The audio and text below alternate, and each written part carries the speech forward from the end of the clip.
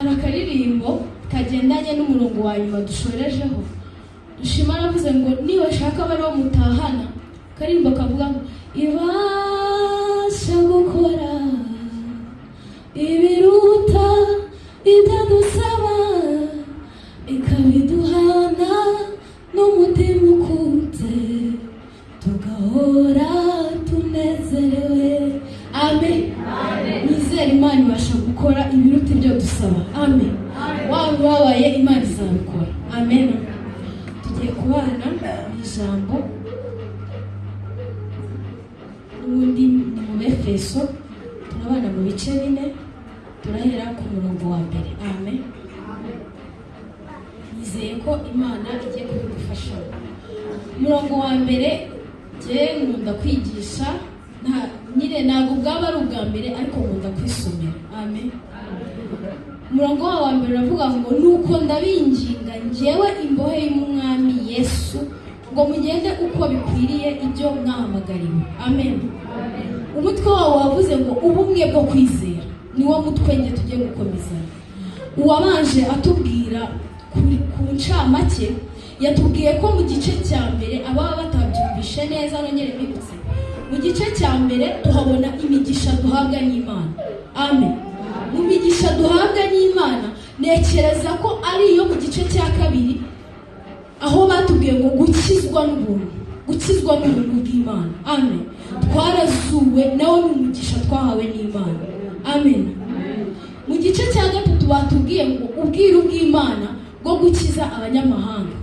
Abanyamahanga na ubwiru bw'Imana n'ubumenya ntabwo uzabubika, ntabwo uzagenda gusinzire mu buriri bwawe. Ubwiru bw'Imana uzabumenye nubwo gukiza abagenzi bawe bari hanze nibo bitwa abanyamahanga. Ntuzagume umeze nkabo ahubwo wowe uzifuze gukiza benshi. Amen. Rero twingingira Imana kumenya ubwiru bw'Imana ibyo dushimira tubwiye. Niho ijambo ryangaha ku murongo wa mbere hatubwiye ngo nuko ndabinginga njyewe imbohe y'umwami Yesu ngo mugende uko bikwiriye ibyo mwahamagariwe. Amen. Ibyo mwahamagariwe ntabwo ari ugusinzira mu buriri, ibyo mwahamagariwe ntabwo ari ukwicara mu ntebe zawe nziza waguze, nta nubwo ibyo wahamagariwe ari ukugenda mu modoka yawe wereka abantu ko wayibonye. Amen. Nta nubwo ibyo wahamagariwe ari ukwerekana ikirero cyiza Imana yaguhaye. Ni Imana yakiguhaye, ntabwo ari we wakihaye. Icyo wahamagariwe ni ukumenya ubwiru bw'Imana hanyuma ugakiza abanyamahanga benshi. Amen. Amen. Rero niho uyu murongo wa mbere tubwira ngo nuko ndabinginga cyane. Amen. Ni intumwa y'Imana Pawulo yari iri kubwira aba bantu ngo irabinginga cyane. Arabinginga kugira ngo we imbohe y'Imana, kuko yabashije kuba imbohe y'Imana kugira ngo akize benshi. Natwe tugerageze kuba imbohe z'Imana kugira ngo tugire abo dukiza. Amen. Niho yababwiye ngo njyewe imbohe y'umwami Yesu ngo mugende uko bikwiriye ibyo mwahamagariwe. Ese igenzure mu mutima wawe, ese ugenda uko wahamagariwe, ukora ibyo wahamagariwe. Nta muntu utagira Imana. Hari indirimbo ivuga ngo zana Imana nanjye nzani yanjye twubaka ubwami bw'Imana. Ese Imana yawe urayikoresha icyo wayiherewe? Imana yawe uyikoresha icyo wayiherewe? Wigenzure mu mutima wawe, ntabwo ari ikibazo ntabwo twese twasubiza ngo tubone umwanya ni mutoya. Ahangaha umurongo wa mbere niwo twari dusomye, ndasimbuka. Byaba byiza ugiye usoma igitabo uko twakize, kuko ntabwo najya kugisobanura cyose keretse tubifatiye umunsi. Ariko uyu murongo wa mbere uratubwira ngo dukore ibyo twahamagariwe.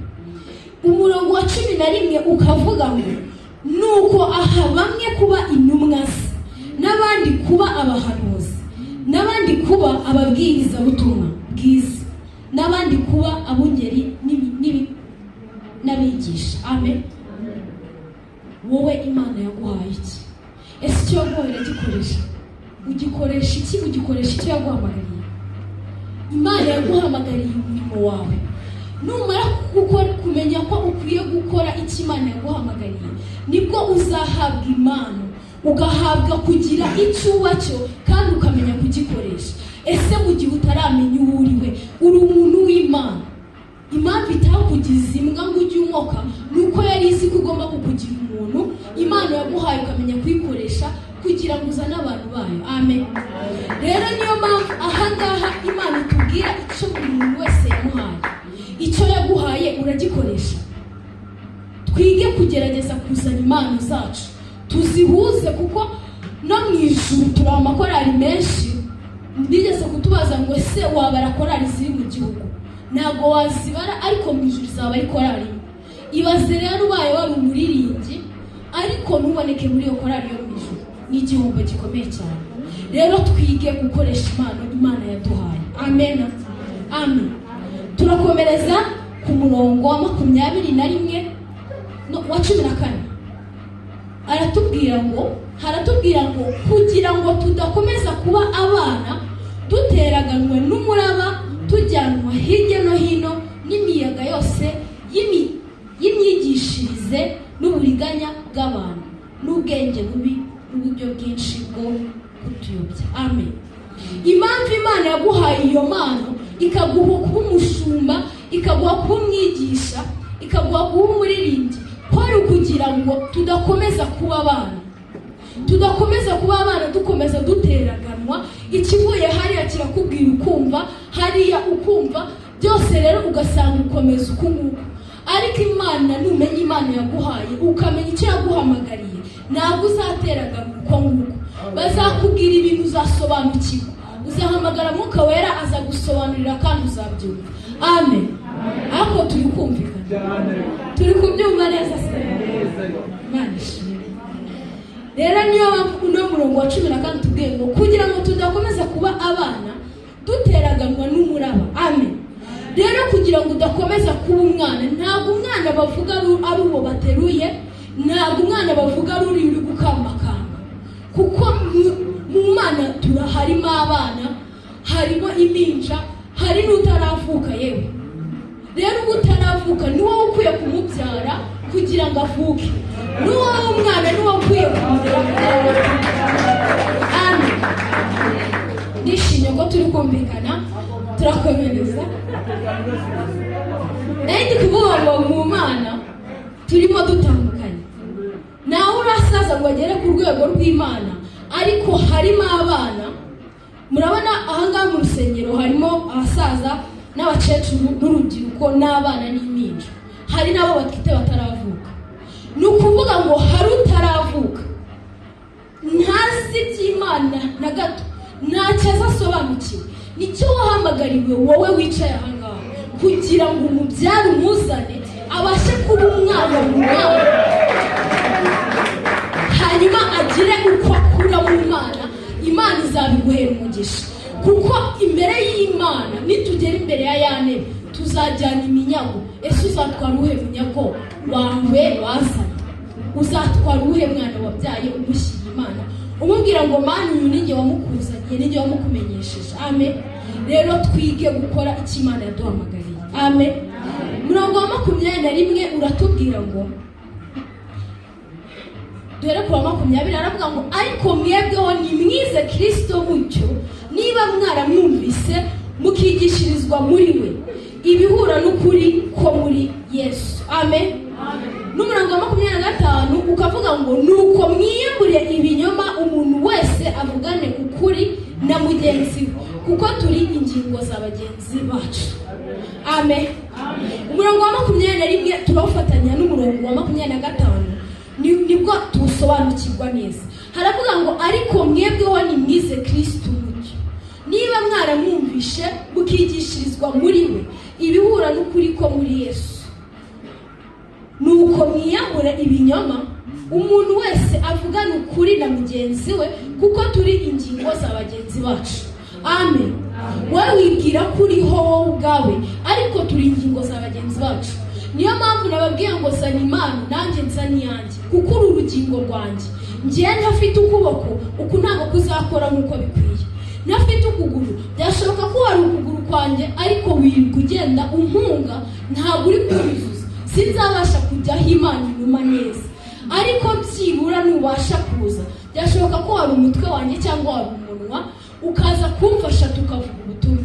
Ariko nuguma kugenda hanze ukagenda mu by'isi nuko Imana yaguhamagariye, ntabwo nzabasha gukora umurimo uko bikwiriye, kandi Imana yaraduhuje ngo tube umwe dukora umurimo wayo. Amen. Rero icyo nabasaba nanjye nisabira ni uko twamenya icyo twahamagariwe kandi tukamenya no kubisaba.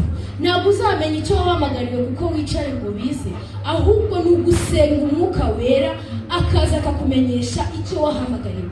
Ese waremewe iki mu isi?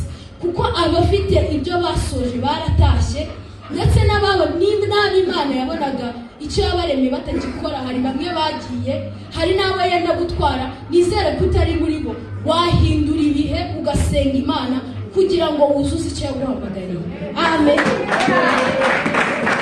Rero ndasaba ijambo ryanjye, ndumva naha nagomba gusoreza gusa 26 naho haravuga ngo nimurakara nimugakora icyaha izuba ntirikarenge mukirakaye, kandi nimubererekere Satani.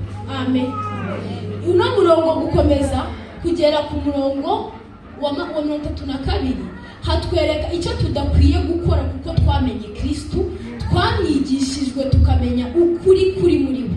Amen. Tuwusome neza turawumva, kandi nangaha kuva ku murongo wa 2 kugeza ku murongo wa 10 hatwereka ibyo dukwiye kwizera, ubumwe bwo kwizera. Umwuka Wera dufite ubumwe bwo kwizera, harimo Imana imwe, kuko twese dusenga Imana imwe, udashingiye ku itorero ngo rimeze urugendo uko dusenga Imana imwe. Niyo twahamagariwe. Nutamenya ko Imana dusenga ari imwe ntabwo uzamenya icyo yaguhamagariye. Rero mbanza umenye ngo Imana usenga ni iyihe, hanyuma uyisenge, uyisabe ikwigishe kumenya icyo wahamagariwe kandi ugikore uko bikwiye. Amen. Amagambo yanjye yarayo, nishimiye kubana namwe, kandi nyine icyo nasaba, ndasaba umushumba, abantu muri twebwe twumva tutazi icyo twahamagariwe, wumva ushaka kumenya icyo Imana yaguhamagariye, wumva ushaka kuba urugingo rwa mugenzi wawe utazi, kugira ngo muhuze mukore umurimo w'Imana, wumva ushaka kuvuka mu Mana, muhaguruke, Imana ibahe kugira ngo mumenye ibyo byose. Umushumba niwe uri buze kubasengera, Bishop arahaguruka abasengere mwese, uwaba yifuza kumenya icyo yahamagariwe no kuvuka mu Mana, ndetse akabasha kuba urugingo rwa mugenzi we, akamenya ukuri kose kuri muri Yesu Kristo, akabasha gukora neza uko Imana yamuhamagaye. Yihangane, ahaguruke, ntawe uguseka. Uguseka araba ataramenya Imana, kuko twese ntabwo nta muntu usobanukiwe mu mutwe w'Imana. Uguseka araba ataramenya Imana, nawe ugahita ahaguruka nawe yiseke, ariko bahaguruke dusenge. Amen. Ababishaka bahaguruka. Amen. Amen.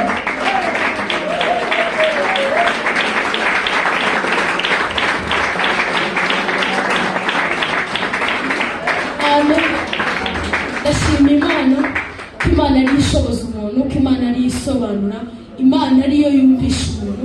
Ndishimye cyane ko mwabashije gutega amatwi kandi mukabasha gusobanukirwa icyo navugaga Imana yantumye. Ndashima Imana ku bw'iyi minyago izanye hano ngaha mu rusengero. Bishop agiye guhaguruka abasengere, kandi musaba nanjye nsengere ku bw'imbaraga z'Imana, inyambike n'amavuta, inyongerere n'Imana. Murakoze, nishimiye kubana namwe. Imana ibahe.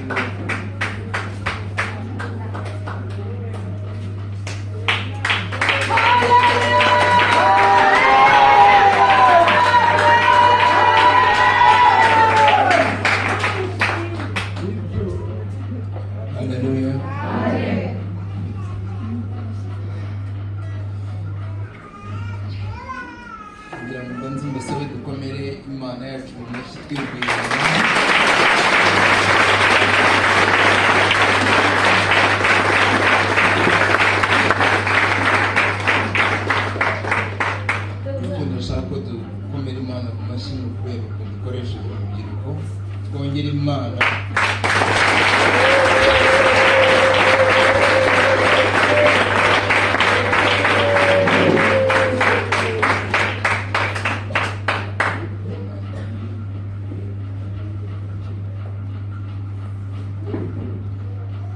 Imana yahamagaye Aburahamu afite imyaka 65. Mu myaka ingahe?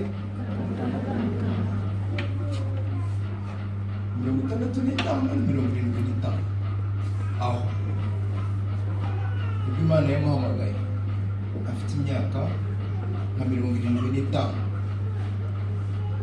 Umugore we wenda afite 65. Imana yabahamagaye bafite iyo myaka. Imana yahamagaye Samweli.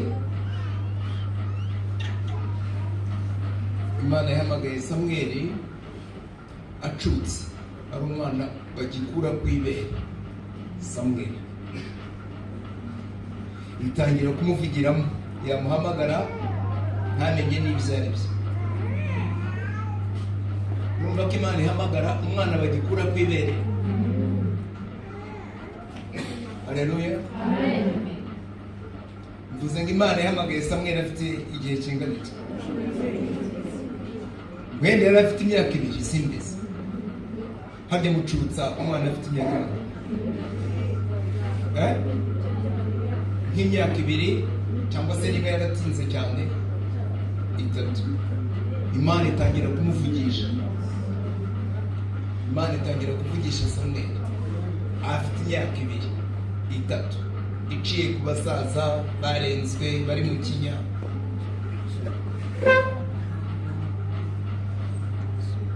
Imana yahamagaye Dawidi akiri umusore w'imyaka 13, 14 gutyo.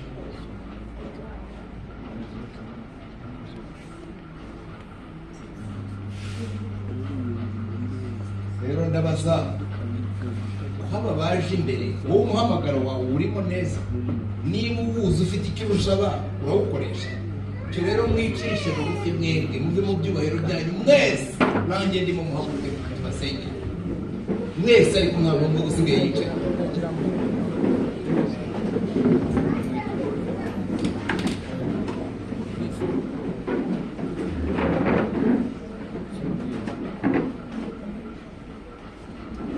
Icyo ngiye kugusengera ni iki? Ni ukugira ngo umenye neza icyo Imana igushakaho, kandi numara kukimenya ugira ute? Ugikore. Kuko mu byumweru 3 biri imbere buri wese nahaguruka n'imizi n'imiganda, iri torero turaba turisenye, tugize gute? Turyaguye, kubera ko buri muntu wese yahagurutse kugira gute? Gukorera Imana nk'uko urubyiruko rutubwiye. Imana ntihamagaye Samweli gusa, Imana ntihamagaye Dawidi gusa, Imana ntihamagaye Sara gusa, Imana ntihamagaye Aburahamu gusa, ahubwo nawe yaraguhamagaye. Ninde wari uzi ko abana b'abakobwa babwiriza gute? Twongere Imana bashyigikire.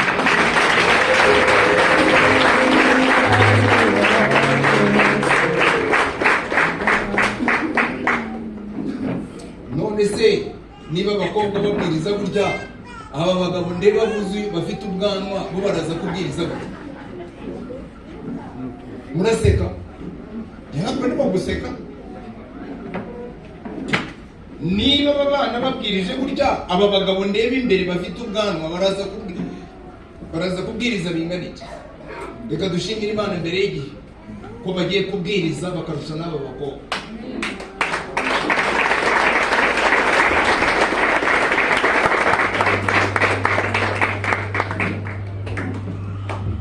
Turagushimiye Mwami Imana, turagushimiye cyane. Turagushimiye yuko uhagurutse kugira ngo tugusabe ngo uduhishurire icyo waduhamagariye, kandi uduhe n'imbaraga zo kugikora. Imbaraga dukeneye n'imbaraga z'Umwuka Wera. Buri muntu wese uri aha ntabwo yahamagariwe gukorera inda ye. Ubaza umunyarwanda mu gihe ngo ugiye gushaka ibirayi by'abana. Twebwe ntabwo tuzajya tujya gushaka ibirayi by'abana, ahubwo tuzajya tujya gukorera Imana nk'uko urubyiruko rubitubwiye, maze iyo Mana yacu turebe ko itazaha abagore bacu ibirayi, turebe ko Imana yacu itazaha abana bacu ibyo birayi. Ese reka twihitiremo kujya gukorera Imana no kujya gukora ibirayi, igifite agaciro kurusha ikindi n'iki. Urakoze rero Mana, twuzuza umwuka wera, utwuzuza ubwenge. Pawulo yaramaramaje, abana batubwiye neza, kuva uyu munsi tugiye kumaramaza gukorera Imana. Mushimiye aba bafashe iya mbere bakaza imbere kuko bumva bakeneye guhishurirwa n'Imana icyo bahamagarira. Imana rero, umwana tubwiye ko Imana yavuze ko izaduha ibirenze n'ibyo tuyisabye. Ndagushimira ko ugiye kubahishurira birenze ibyo batekereza kandi ukabashoboza. Ibi byose bisabye mu izina rikomeye ry'Umwami wacu Yesu Kristo. Amen.